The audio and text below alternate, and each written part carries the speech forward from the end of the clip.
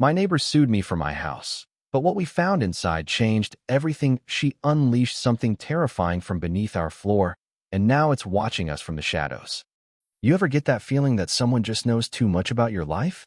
Like, they're watching when your lights go out, when your dog gets walked, when you go for your third coffee of the day. That's how it all started with Barbara. Barbara moved in next door about a year after my partner Lucas and I bought our little 1950s fixer-upper. The house had potential, charm, and a crap ton of termites, which we didn't discover until after closing, of course. But we were happy, sweaty, covered in sawdust, and occasionally crying over YouTube plumbing tutorials. But happy. Barbara wasn't even in the house 3 days before we got our first note. Not a wave, not a cookie basket. A note, folded once, printed in 12-point Times New Roman, and stuck under our doormat. It read, "The noise from your DIY projects is inappropriate after 7 p.m. Some of us have respectable jobs and need sleep. I work night shifts at the hospital." Lucas was a freelance editor who practically whispered for a living. There hadn't been a single hammer swung that week. We ignored it. Should have known that was a mistake.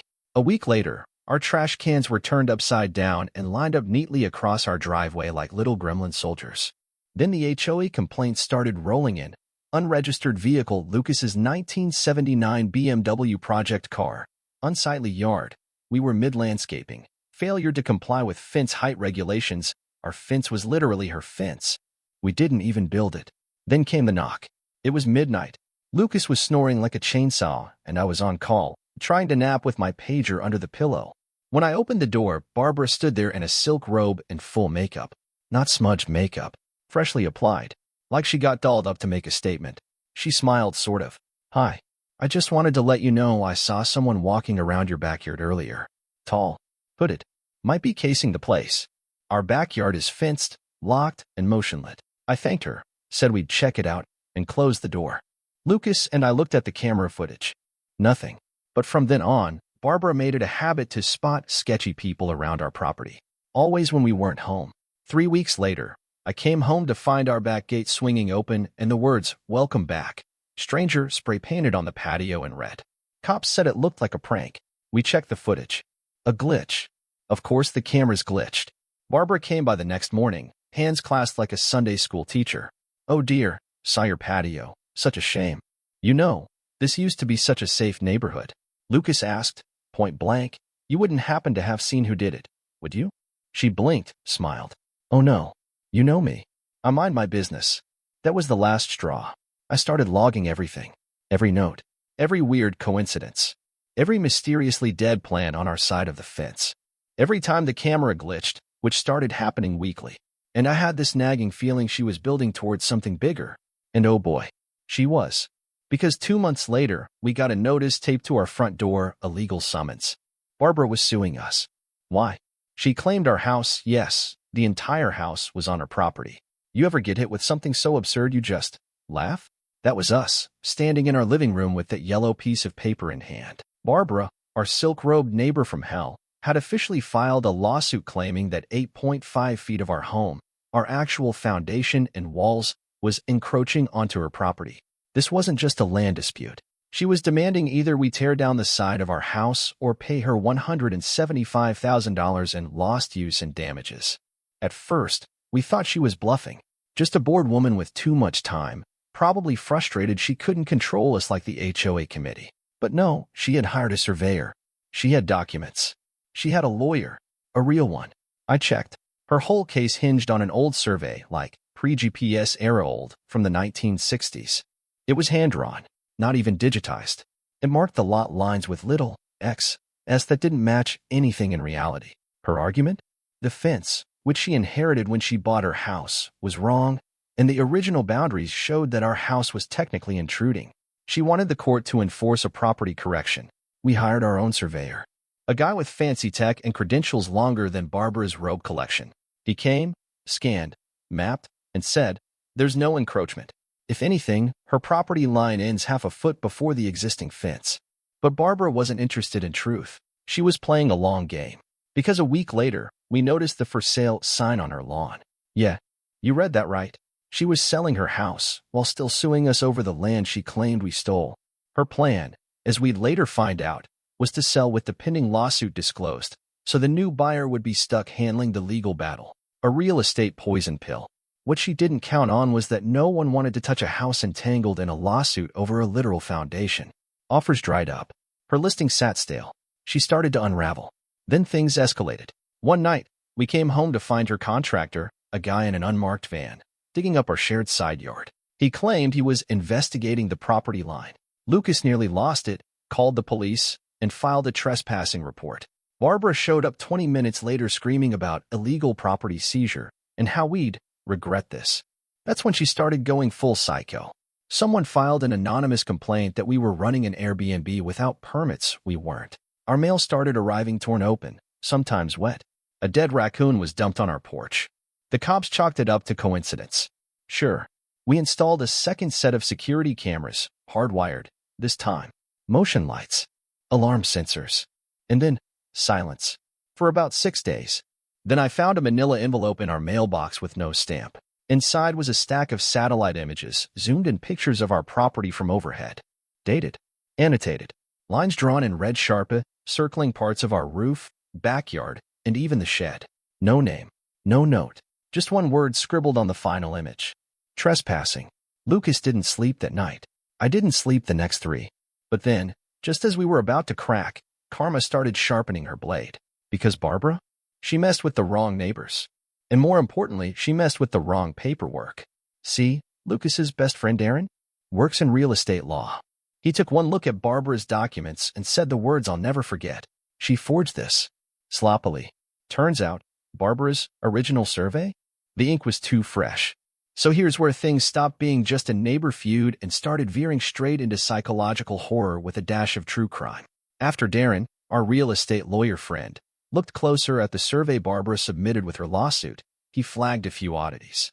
For one, the document had digital markings, even though she claimed it was a scanned paper from the 1960s. Fonts that didn't exist back then. A logo from a surveying firm that didn't start using that branding until 2011. It was laughably bad once you knew what to look for. Darren ran with it. Quietly filed a motion with the court accusing Barbara of filing fraudulent documents in a property dispute, which is a felony. We didn't tell her. We let it simmer. But that pressure must have been building because Barbara? She snapped. For days later, our backyard shed caught fire. It was small, just storage for tools and a bunch of lawn crap, but still, it was on fire. Luckily, we were home, and Lucas managed to put it out with the hose before the fire department even got there. But the weirdest part? The door wasn't kicked in. It was unlocked, wide open. There was no sign of forced entry, no flammable liquids, no gas canister left behind. Just the smell of burning mulch, singed plastic, and Barbara standing in her yard, filming it. Not even pretending to help. Just holding her phone up and smiling like she was watching a fireworks show. I yelled at her across the fence. She didn't flinch. Just said, "Guess your little building wasn't up to code, huh?" We handed over security footage, but of course, the camera facing the shed had been spray-painted black. The others didn't catch the exact moment of the fire starting. Police filed it as suspicious, but without direct evidence, nothing they could do. We decided to go nuclear. While Lucas doubled down on building our legal counterpunch, I started digging into Barbara's past. Online records, deed transfers, old news articles, anything that might explain how this woman went full suburban villain mode. That's when I found the previous owners of her house. A retired couple, Tom and Marla, who sold the property to Barbara 2 years ago. I found a community blog where Marla had left a comment, dated just before their move, about feeling unsafe and repeated intrusions. I reached out, figured maybe they'd ignore me, but they didn't. In fact, Tom called me within the hour. And what he said chilled me. She wasn't the buyer originally. It was her sister. Barbara moved in 3 months after the papers were signed, after her sister was, well, she was institutionalized. Wait, what? Tom explained that Barbara's sister had purchased the home with a generous inheritance. But within months, there were episodes. Screaming in the middle of the night. Accusations that people were sneaking into her attic. The sister claimed someone was tampering with her things, living in the walls. Eventually, she had what Tom called a complete breakdown. Barbara swooped in, assumed ownership somehow, and the sister vanished. No forwarding address. No obituary. Nothing. Weird, right? But here's where it gets worse. Barbara hadn't remodeled the house once since moving in. Not even a coat of paint. It was like she was preserving it, like it wasn't hers to change. Then, about a week later, we got a knock at the door. Not Barbara this time. It was a contractor. He'd been hired by Barbara to install soundproofing along the property line, but she hadn't paid him. So he came to us thinking maybe it was a shared project. We told him no, but I asked, just out of curiosity, what part of the property line? He pointed to the old retaining wall on our side, the one that butted up against her basement window. And then he said, she told me she hears things through the wall. Voices, music, a baby crying. Barbara lived alone. No kids. No TV we'd ever seen. No visitors. Lucas and I looked at each other. No words. That night, we couldn't sleep. Around 3 a.m., Lucas turned to me and said, what if she's right? We went into our own basement, part of the original 1950s structure, and started poking around. That retaining wall, it wasn't just decorative. It was built onto something. Lucas tapped it, then pushed on a warped section behind the boiler. It shifted. Behind it, we found a hidden crawl space. Cold, stale, and something else. A sealed metal door. Not on any blueprint. Not visible from either yard. And welded shut from the inside.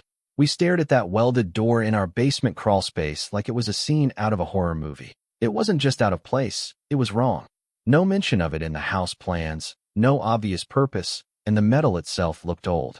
Not rusted, not shiny, but aged, like it had been there for decades, forgotten and hidden. Lucas went pale. I wanted to turn around and pretend we hadn't found anything. But there was this pressure in the air, like the house itself was holding its breath. We spent the next day calling contractors and structural engineers, trying to figure out if anyone knew what the hell this was. And we found a guy, Mark, who specialized in older properties. He came by with a portable X-ray machine, probably more suited to dentist offices, but it gave us just enough clarity. Behind the door was a narrow concrete chamber, maybe 6 feet long, 3 wide, and something metallic at the far end. It looked like a box, maybe a cabinet. 2 days later, Mark brought his crew and carefully cut through the weld. The moment the door opened, a wave of musty, sealed-in air hit us.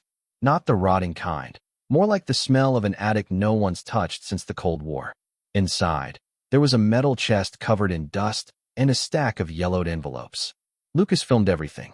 We didn't touch anything yet. Mark said this wasn't just weird. It could be historical or evidence of something serious. He left us with a warning.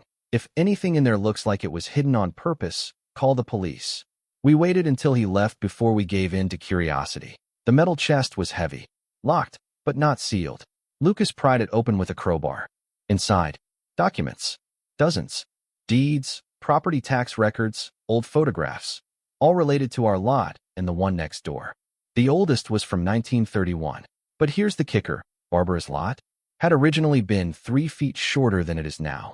There was a hand-signed agreement between the former owner of our home and a man named Harold Byrne, the man who originally built Barbara's house.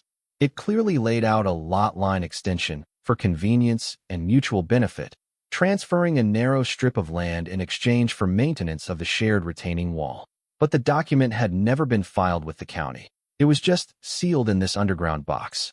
We spent hours going through it all, piecing together what seemed like some forgotten gentleman's agreement that had technically redrawn the property lines, just never legally recorded, which meant Barbara's entire claim that our house was encroaching. Completely bogus. In fact, her fence was sitting on our land. We had been the polite ones all along, assuming the fence was correct. And then came the letters. Some of the envelopes in that crawl space were personal correspondence. We shouldn't have read them, but we did. And they painted a picture of paranoia, fear, and something unspoken. Letters from the man who built Barbara's house to the previous owner of ours. Repeated references to the thing in the basement. One letter said, if it ever wakes again, bury it. Weld the door. Do not let it out. Lucas thought it was a joke. Old men being dramatic. I wasn't so sure. That night, we barely slept. We kept hearing sounds, not in our basement, but from her side of the wall. Thuds. Metallic scraping. Once, I swore I heard whispering. The next morning, I found Barbara in her backyard, standing in her robe, again. Only this time, she wasn't yelling. She was just staring at our house with a look of complete horror. Not anger. Not smugness. Fear. When she saw me, she didn't say a word, just turned and went back inside, locking the door behind her. That same night, we heard sirens. Barbara's house, specifically her basement, was filled with smoke. Firefighters were everywhere, breaking windows, hauling out charred furniture. It didn't spread far, and no one was hurt. But when the smoke cleared, we noticed something chilling. The exact wall where our basement chamber connected to hers had a massive hole in it. They never gave an official cause, just electrical failure. But Lucas went down the next morning and found something lodged in the ash just beyond the welded door, a piece of charred fabric, like part of a robe. It had our house number scribbled on it in faded red marker. Barbara vanished the next day. No goodbye, no car in the driveway. Just gone. Realtor signs pulled. Lawsuit dropped without explanation. We thought it was over. It wasn't. Because 2 weeks later, we got a bill from the city. Environmental remediation, unauthorized excavation, historical artifact damage. Over $500,000. And it was addressed not to us, but to Barbara, with our address listed as the billing site. After the fire and Barbara's Houdini-level disappearance, our lives should have returned to normal. But instead, we became the unwilling custodians of her unraveling. The $500,000 bill she left behind? It wasn't a joke. It was very real, and it detailed everything the city had to spend to clean up her mess. Hazardous material removal from the basement fire, fines for unpermitted construction, and, most bizarrely, an environmental hazard fee related to historically significant containment breach. We took that invoice straight to Darren, and he went pale the second he read it. Apparently, there was a clause buried in local zoning law, some ancient leftover from a mid-century reform, where, in certain cases, liability could transfer to adjacent owners if ownership was in legal dispute. And since Barbara's lawsuit hadn't been formally resolved, the city had attached her mess to the property, our property. Darren started making calls, digging, filing urgent motions. And that's when he found it, something even he hadn't expected. Barbara had been under court-mandated psychiatric evaluation a few years before purchasing the house. She wasn't just eccentric or entitled. She had been diagnosed with paranoid delusional disorder after allegedly attempting to purge her previous apartment of surveillance devices implanted by her dead brother's ghost. Her file, sealed but not very well, mentioned multiple episodes, including one where she'd torn down her own walls trying to find the room that whispers. Suddenly, everything made sense. The reason she was obsessed with boundary lines, with the idea of something being in her house, wasn't just about property. It was about control. She needed to believe something sinister was happening, because the alternative, that her mind was breaking, was too terrifying. Darren managed to trace the ownership of her home and found a paper trail that led to a trust, created not by Barbara, but by her sister. The same sister Tom and Marla had mentioned. The trust documents had one condition. Barbara could live in the home only if she remained in treatment. Spoiler, she hadn't, which meant the trust was nullified the moment her compliance ended. Technically, she'd been squatting in a house she didn't legally own, and now she was gone. The trust executor? A distant cousin who lived 2 states away. When Darren called him, the guy sounded shocked Barbara was even still alive. He hadn't heard from her in 6 years. But when he saw the remediation bill and the fire report, he went into panic mode. He agreed to sign over all legal rights to the property to the city to avoid being implicated. And just like that, the city dropped the charges against us. But that wasn't the end. We started getting calls. First from a woman claiming to be Barbara's old roommate from a group home in Nevada. She said Barbara had gone dark, but had sent a cryptic voicemail talking about unfinished business under the floor. Then someone left a voicemail on our landline, our unlisted landline, whispering, she opened the wrong one. No name, no callback. Lucas and I were officially done playing polite. We hired a private investigator. He didn't find Barbara, but he did find something in the city archives that should never have been buried. In 1954, a man named Harold Byrne, the original builder of Barbara's house, filed an application for a subterranean addition. It was rejected by the city. But 2 years later, during a freak zoning loophole, the permit was marked approved on a backup ledger and never recorded. A few months after that, a newspaper article mentioned Harold's sudden death. Fell down his basement stairs, they said. Alone. No witnesses. We found the article. We found the blueprints. We found references to a project labeled Chamber X. But most importantly, we found a name attached to the inspection, Dr. Malcolm Reed's, a psychologist who went missing the same year. No trace. No obituary. No closure. The box in our crawlspace. That wasn't storage. It was containment. And Barbara, whether knowingly or not, opened it. That night, the banging started again. Only this time, it wasn't in the wall. It was under the house. We didn't sleep much after that first night of banging. It was subtle at first, 3 dull thuds beneath the floor, almost like the creaking of old pipes, except it happened at the exact same time, 3:12 a.m. We wrote it off the first time. Maybe the house settling, maybe a raccoon under the porch. But it happened again, and again, always 3:12, never earlier, never later. Then things started shifting. Lucas found one of his work files corrupted, just one, a video he'd been editing for a client. He tried to open it and got nothing but static, except the audio was intact. The problem? There shouldn't have been any audio. It was a silent drone shot of a garden. But when we played it back, there was this low rasping noise, barely audible, like whispering. And when he enhanced the sound, you could hear a phrase repeated 3 times, under, under, under. He shut his laptop and refused to play it again. The next morning, the guest bedroom door was wide open. We never used that room. There's no reason to. It's a glorified storage closet with a broken ceiling fan. But that morning, it looked like someone had gone through the boxes. One of the lids had been cleanly removed, and a stack of old photo albums was laid out on the bed. I flipped through them, confused. They were from the previous owners, Tom and Marla. Smiling, laughing, beach trips. But one photo near the end stopped me cold. It was a picture of their living room. Mid-90s, judging by the tube TV. But in the corner of the frame, half hidden behind a curtain, was a shadow. It wasn't a person exactly, more like the outline of one. Tall, unnaturally thin, and where its face should have been. Just a blur. As if the camera couldn't quite focus on it. That afternoon, we finally decided to leave. Not sell, not transfer, not even break the lease on sanity. We were just going to grab the essentials and go. We booked a rental cabin 2 towns over, packed what we could in a few hours. Dog, clothes, laptop, legal docs. It was only supposed to be for a few days. We didn't want to give whatever was happening time to escalate. But the house didn't want us to leave. At 6:44 p.m., the lights began flickering. Then the garage door refused to open. Power issue. Maybe, but the manual override didn't work either. Then Lucas screamed from the kitchen. I ran in, thinking something had fallen. But he was staring down at the sink, the drain. He didn't say anything, just pointed. At first I saw nothing. Then, movement. Deep in the drain pipe, deeper than should be possible. I saw 2 points of light. Faint, glowing, red. They weren't reflections.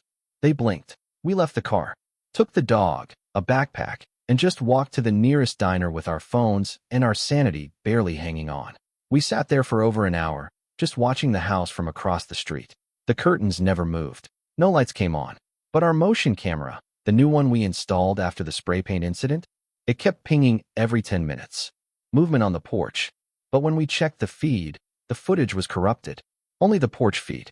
That night, in the rental cabin, I turned on my phone flashlight to check under the bed because I couldn't help myself. There was nothing, of course, until I stood up and saw the same phrase, written in condensation across the bathroom mirror. It lives where you live. It was dry in that room. No shower. No steam. Nothing that should have allowed any writing to appear. I don't scare easy. I grew up in a crappy part of town where you learn to check your six constantly. But this wasn't fear like that. This wasn't even human fear. This was the kind of dread that comes from knowing something ancient, wrong, and curious has turned its attention toward you. Not to hurt you, at least not yet, but just to watch. We tried contacting Tom and Marlo again. No answer. We checked city records for anything relating to Chamber X or Dr. Reed's. All gone. The file Darren found, missing from the courthouse archives, just vanished. And then, late that night, we got a ping from the motion sensor inside our house. Living room. We checked the footage. It was black at first, then static. Then, frame by frame, you could see something walking, no, sliding, past the hallway. Tall, impossibly thin. No face. Just long arms, moving too smoothly, and dragging something behind it. It stopped in the doorway and stared into the camera. Just as it blinked, the feed cut to black. The last frame was corrupted, except for one glitch detail in the corner. Coordinates. A place in the woods. We're going there tomorrow. We should have known better than to follow coordinates from a cursed security feed. But reason had stopped being part of our decision-making a long time ago. Lucas was wired, pacing the cabin like a caged animal, muttering things like, "It's not just the house, and it's tethered." I didn't want to believe it, but deep down I could feel it too. Whatever this thing was, this presence, it wasn't confined to bricks or boundaries.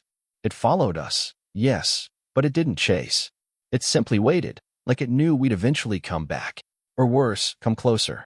The coordinates led to a clearing 2 hours north, tucked behind an abandoned logging road that wasn't even on Google Maps. We borrowed a truck from the cabin owner, who was too eager to hand over the keys, and headed out just before sunrise.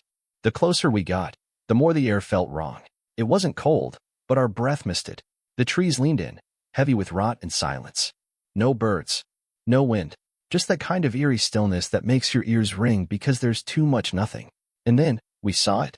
A cabin, if you could even call it that, sat buried in the undergrowth. Half of it had collapsed inward, the chimney slouched like a drunk spine, and the wood looked waterlogged even though there hadn't been rain in days. But the door stood straight, intact, almost freshly painted, as if someone still came here, just to keep it inviting enough. We stepped inside and the temperature dropped like we'd walked into a freezer. No insulation, no power, and yet it was freezing. Our footsteps echoed faintly on the warped floorboards until we crossed into the back room. Then, nothing. No echo. It was like the sound died in our throats.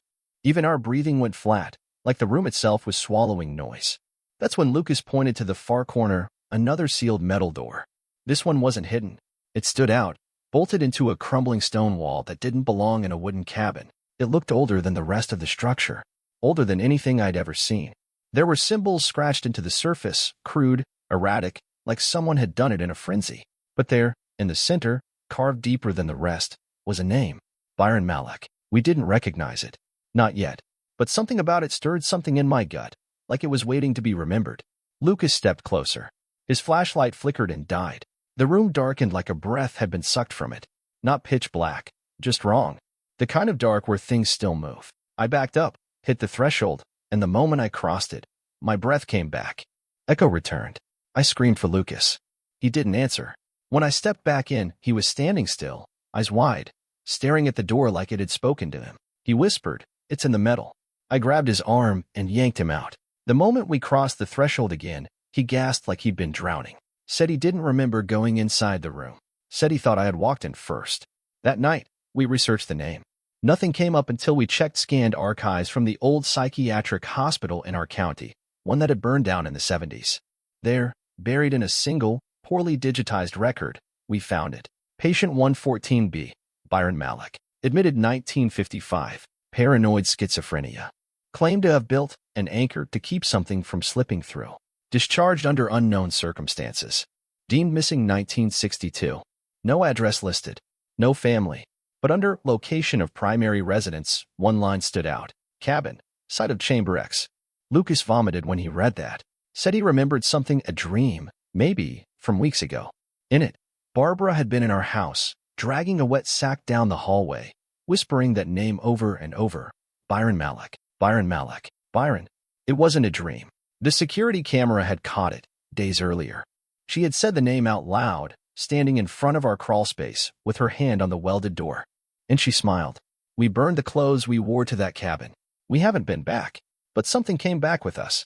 We see it in flashes now, reflections in the window that don't match our movement. The dog won't go near the basement. Every night at 3:12, the walls thud once. Just once. A heartbeat. And yesterday, we got mail. No return address. Just an envelope. Inside, a photo of our crawlspace. Empty. Door wide open. After the photo arrived, I stopped feeling like a homeowner and started feeling like a hostage. We tried to dismiss it, say maybe the door had come unsealed by accident, but we both knew better.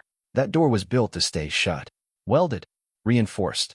And when we went down to check, sure enough, it was open. Just slightly. Bent outward at the edge like something had pushed. We didn't step inside. We couldn't. The air was heavy, bitter, and warm, like the breath of something alive that had been sealed for too long. We resealed it as best we could, bolted it shut, nailed it down, stacked furniture in front of it like fools pretending a dresser would hold back a nightmare. But we knew that wasn't going to fix anything. This wasn't about the door anymore. This was about us. It was following us, tethered to us.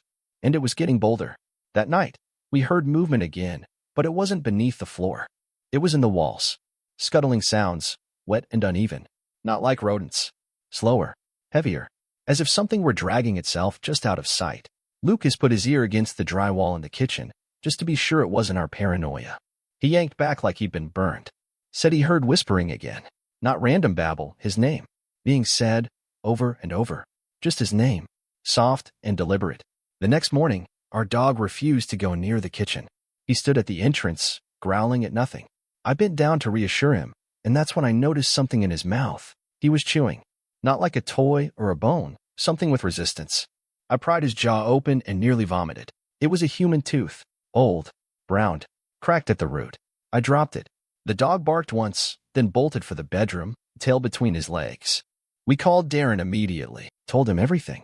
He told us to get out of the house. Said no legal battle was worth this. He promised to handle whatever he could from his end. We packed again, essentials only, and went to stay with Lucas's sister. Different city, different area code. Left the cameras on at the house, set to notify us at the slightest motion. 2 days passed without incident. Then, the camera pinged. Living room. Again. We opened the feed. At first, just darkness. Then, slow movement. Not Barbara. Not anything human. A figure, long, impossibly thin, stepped into frame. Same as before. But this time it wasn't alone. Behind it, barely visible, was a second figure. Smaller. Unsteady. Moving like it didn't know how to walk. But then it tilted its head. And we both screamed. Because it looked just like Barbara's sister. Only she was pale. Blank-eyed. And her mouth was open too wide. Like it had been pried open and never shut again. Darren called us the next morning. Said he'd finally gotten access to some archived medical documents. The psychiatric file on Barbara's sister had been misfiled under a false name. Her real name was Isabel Malek. Malek, as in Byron Malek, his granddaughter. And Barbara? She'd never mentioned that her sister was the one who bought the house because her sister hadn't bought it alone. The deed had 2 names, Isabel Malek and a cosigner, Barbara Reeds. Reeds, as in Dr. Malcolm Reeds, the missing psychologist from the Chamber X documents. Turns out this wasn't some random neighborhood madness. It was generational. A whole bloodline tied to this thing. This entity. This whatever the hell it is that lives behind the door and spreads like infection, like a secret handed down through whispers and deeds. They had kept it quiet.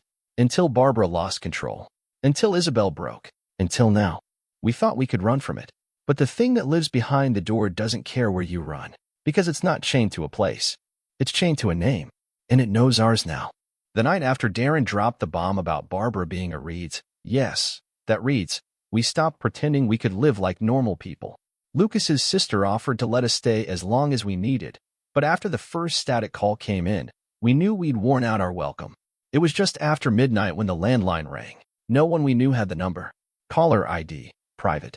Lucas answered, thinking it might be the alarm company or Darren with news. But it was just static, loud, aggressive, like something pressed up against the line itself. And underneath it, barely a sound like breathing. He hung up. It called again an hour later. Same thing. Then it called my cell. Then his. We turned off every device we had. But even then, at 3:12 a.m. on the dot, the house creaked. Not ours. His sister's. The same cadence. The same sound. We were out of options. We drove back to our house the next day, not to move back in, but to find something. Anything that could tell us what this was, how to end it, how to put it back where it came from. And that's when we found it. Not in the crawl space. Not in the attic. But behind the false panel in the hallway closet, where previous owners had kept paint cans and forgotten junk. A leather-bound journal, cracked and old, hidden behind the insulation, with Reeds etched faintly into the cover. Inside were scribbled notes, drawings, diagrams. Pages that looked more like the work of a cultist than a psychologist. But this was Reeds's journal. Dr. Malcolm Reeds. The man who was supposed to study Chamber X. Who supposedly vanished in the 50s. Who, we now realized, had been living in this house, our house, long before any of us. He'd written about the chamber. Described its contents.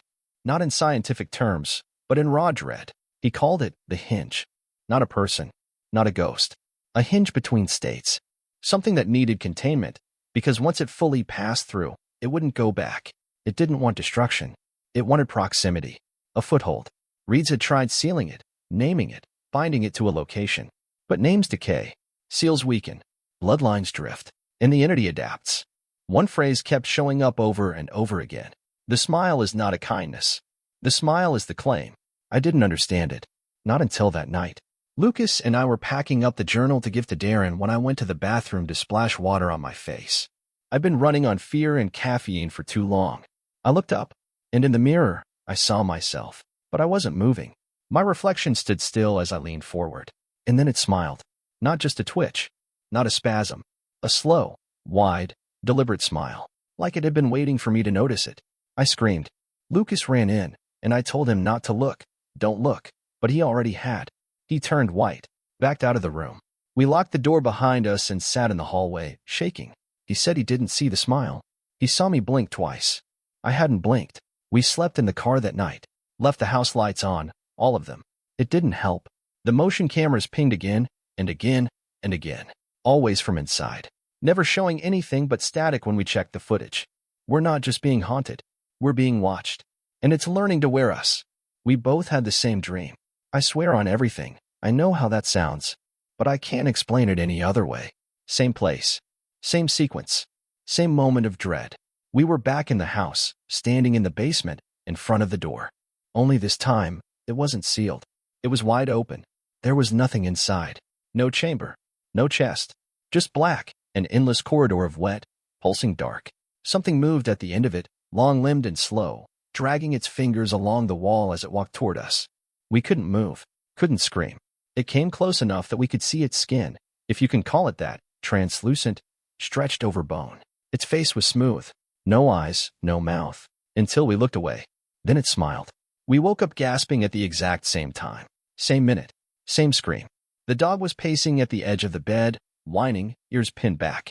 When I looked at the window, there were handprints on the inside of the glass. Thin, oily, symmetrical. Like something had pressed its hands against it and just watched. We were done pretending. This wasn't a possession. It wasn't a haunting. It was an invasion. We went back to the house the next day. Not to fight it. Not to reason. To document. Because whatever this was, it wanted silence. Secrets. And if we couldn't beat it, we were damn sure going to expose it. That's when Lucas saw the carving.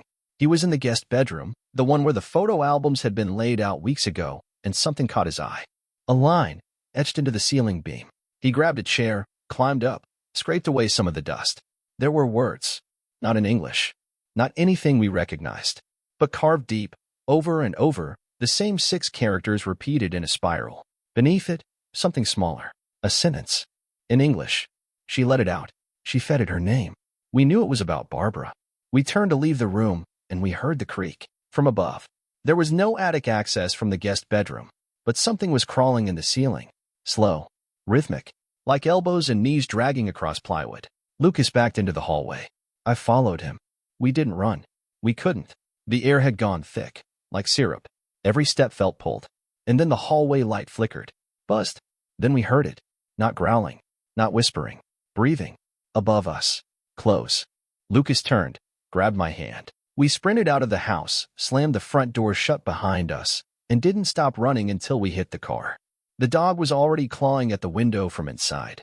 We drove for 3 hours with no destination, just pure adrenaline and the certainty that something had seen too much of us. We haven't been back since. We filed a legal transfer to relinquish ownership of the property. Darren's been handling it quietly, said the city might demolish the place. But we told him they can't. Not yet. Not until someone sees what's under that floor. Not until someone understands what Byron Malek started and what Barbara Reed set free. Because here's the thing. The camera we left behind? It's still pinging. Even though the power was shut off weeks ago. And the last image it sent, just 2 days ago, was of us. Standing in the hallway. Smiling.